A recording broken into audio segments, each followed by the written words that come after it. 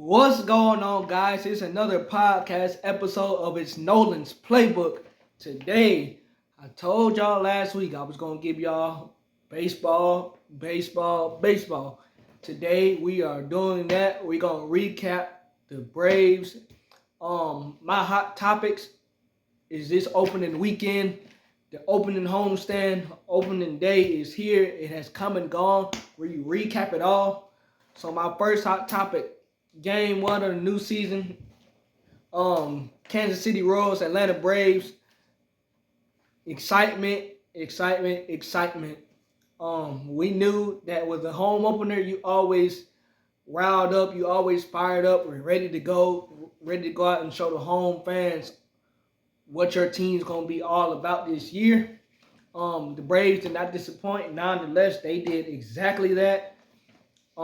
Chris Sale got the ball for opening day. It was his second career opening day start as an Atlanta Brave, his seventh overall.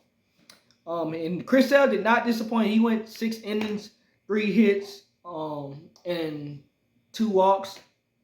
He struck out 6 people on 88 pitches thrown. That's the Chris Sale that we know and love. Chris Sale did struggle at times, but he got like 3 double plays to get himself out of trouble, so that was huge.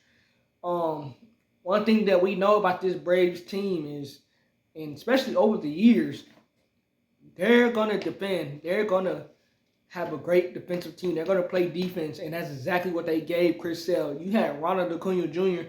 make a catch in right center field. He made a shoestring catch. After that, you had Austin Riley playing in the shift, playing shortstop. He made a diving grab. So the Braves defense is always going to be there. You had Eli White in left field. He made a diving catch to stop Kansas City from possibly scoring a run. And that was why they were shut out Game 1. So the Braves defense is always going to be there. It always has been there. It always will be there. The question going into this season, with our pitching staff being hurt, what's our pitching going to be like? And can our offense get back to what it was in 2023? And it did. Nonetheless, the offense got back to what we know and love, especially for Friday's game. Walt Weiss put Ozzie Albies in the third spot with the lefty on the mound in Cole Reagans. Ozzie, his first at-bat of the year, hitting third. He takes Cole Reagans deep. So that was lovely to see. That got us off to a great start. Ozzie had a multi-hit game. He had 2 hits. Then you had Drake Baldwin. He hit second. He hits well off a lefty, so you had Drake hitting second. He hits a home run off Cole Reagans. Michael Harris, who has struggled against lefties in his career, he hit a home run. So, and he also had a 2-run home run.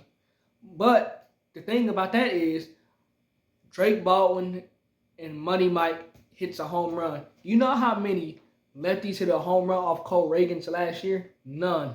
Opening day, 2 of the Braves left-handers hit a home run off Cole Reagans. Cole Reagans is an ace. He is dominant. This was his first start of the season. So, of course, you're not going to be all the way where you should be. And Cole Reagans was not where he should be at. He went 4 innings. That's it. 4 innings. He gave up 6 hits, 4 runs allowed on 4 walks, 5 strikeouts. He allowed 3 home runs, and he threw 90 pitches. So the good thing about this Atlanta Braves offense is we want to see this ball club get back to that historic offense that we had in 2023, or at least not historic, but at least get close to it, be able to sniff it, and be consistent offensively, and not always rely on the long ball. We made Cole Reagans throw pitches. We made him pitch 90 pitches in only 4 innings. That's working the count. That's fouling pitches off. That's battling, scrapping, and clawing. Yeah, Cole Reagans had 5 strikeouts, but we made him work the count. He had 4 walks. He gave up 3 homers. That was pretty good. So it's about how we gonna be offensively and starting pitching. And Friday it was a great start. Ozzie had a multi-hit game. Matt Olson had a 2-hit game. Austin Riley had a 3-hit game. Eli White had a hit. Newcomer Mauricio Dubon had a 2-run triple. Jonah Heim, new Braves catcher, he was able to draw 2 walks. So, this was really, really good. This was really, really good for the Braves to just be able to get off to a solid start. Following Chris Sale out the bullpen was Dylan Lee. He pitched. Robert Suarez, new Brave, pitched. Tyler Kennedy pitched. They were able to shut down this Kansas City Royals offense. And this Kansas City Royals offense has some pretty good talent. Starting with Bobby Witt Jr., you got Michael Garcia, you have Benny Pasquantino, and then you have the captain in Salvador Perez. So this Kansas City Royals offense has some pretty good young players and young studs. And the Braves pitching was able to dominate how they did and shut this ball club out. And that's not something that's easy to do. And that was really recapping game 1. Once we had the Ozzie homer, it was 1-0. Drake Baldwin hit a homer. It was 2-0. Then Money Mike's homer made it 4-0. Then the 2-run triple made it 6-0 that Mauricio Dubon hit in the right center field gap. So that recaps game 1 of the opening series. The Braves end up winning 6-0. Recapping game 2. Not much happened game 2. Kansas City got off to a fast start. It was 1-0 off of a Salvador Perez home run. Benny Pasquantino, he had an RBI. It's 2-0 Kansas City. That was all she wrote with 2-0 Kansas City until the 9th inning. We didn't have anything going throughout Saturday night's ball game offensively like we did Friday night. We were dead in the water on Saturday night. If it wasn't for that lucky 9th inning, we were dead and gone. We had nothing gone. We have to give Michael Wacha, Kansas City Royals starting pitcher, a lot of credit because he went 6 innings. Only 3 hits allowed, 7 strikeouts, 1 walk, and a total of 80 pitches thrown.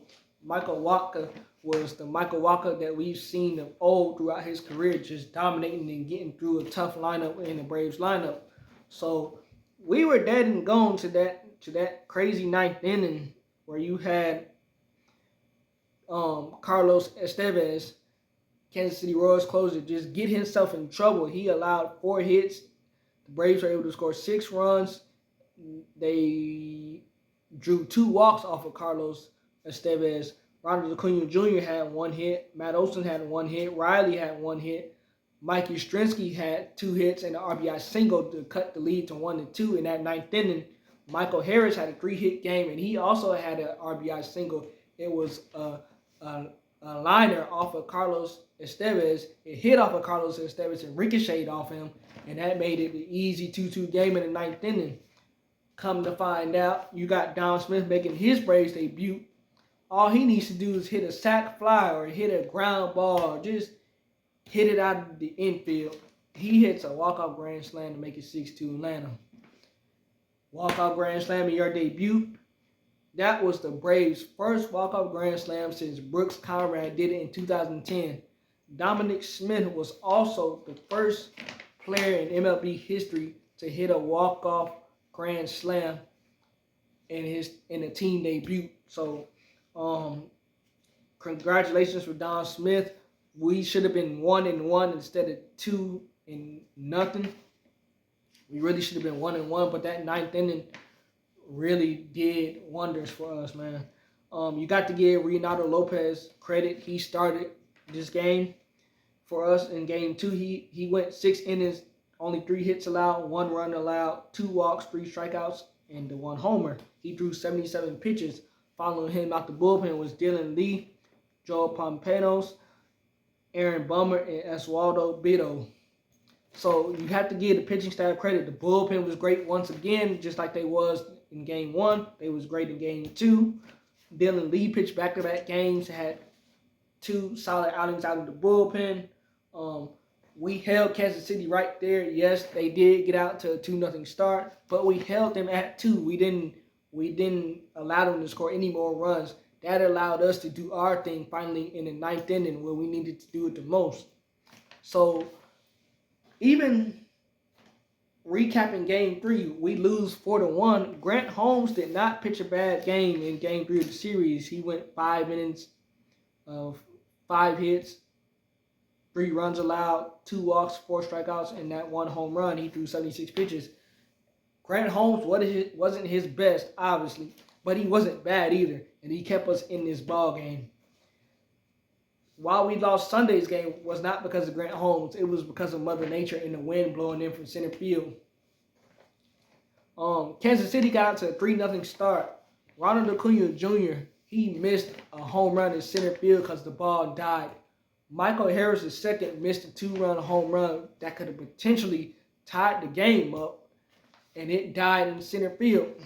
So if not for the wind blowing in center field, it's possible that we could have swept Kansas City.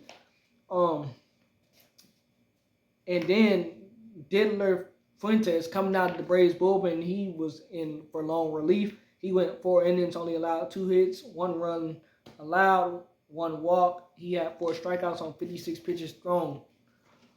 So had it not been for the win, we would have won that game. All weekend long, we pitched well. We really did pitch well. And that was a big concern coming in with our starting pitcher going down with Spencer Strider, Spencer Swellenbach, Hurston Waldrop. Everybody is wondering what would our pitching be like. The first 3 games of the season, our pitching was phenomenal. And I have not talked about the A's series yet, even though we just played the A's our first game last night. In that A's series, we shut the A's out last night. So throughout the first 4 games of the season, 2 of the games have been shutouts. The one opening day and the one last night with the A's. So we have to give this pitching staff a lot of credit when credit is due. Even though it's just 4 games into the season, the fan base was really concerned about the pitching. But these guys have stepped up. They have really stepped up and gave us what they need to give us, and they have kept us in the game in order for the offense to go out and do what they need to do. So as long as the pitching staff, if they don't always have to be dominant, but as long as they can keep us right there with the offense that we have, all we asking for the pitching staff, just keep us right there. Just keep us right there. We gonna come through as an offense. Just keep us right there. But if the pitching is going to be lights out and dominant like that, we don't always have to depend on our offense if our pitching is going to be like that. You know what I'm saying? So that's really good. New pitching coach Jeremy Hefner, you have to give him a lot of credit for what he's done throughout the first 4 games of this season. Getting these guys to believe in themselves as a pitching staff and the guys in the bullpen. You have to give credit where credit is due. We also have to give Walt Wise credit. It's not easy to go into your first season as a skipper and take over for Brian Schnicker, who had high expectations. He won us a World Series. We won like 4 division titles under Schnitt.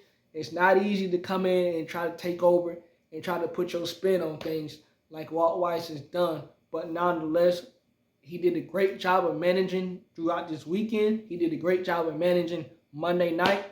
And nonetheless, we are 4-1. So it's going to be times where we're going to look at Walt Wise and we're going to be like, what are you doing? Why would you make that decision? Why would you do that? We didn't do that this weekend. Every decision that Walt Wise made this weekend, it paid off. You had Matt Olson sacrifice the second game of the season, and he came out so Jorge Mateo can pitch run. And Matt Olson's a veteran. He's a veteran. He did not have to come out that game if he didn't want to, but because Jorge Mateo is way faster than what Matt Olson will ever be on the base pads, Matt Olson sacrificed, and he came out the game and let Jorge Mateo pitch it. Obviously, Jorge Mateo didn't have to run because Dom Smith hit the walk-off grand slam. But had it been a ball in the gap, Jorge Mateo would easily score from first because of his speed. But that's what I'm talking about right there. It doesn't matter who you are on this team. We all want one thing, and that's to win another championship and bring a championship back to this city. How you do that is what Matt Olson did. You sacrifice for the team. Anything it takes to win, that's what we're going to do. Walt Wise, he's obviously told those guys that he's already set that tone. Whatever it takes to win, we're going to do it.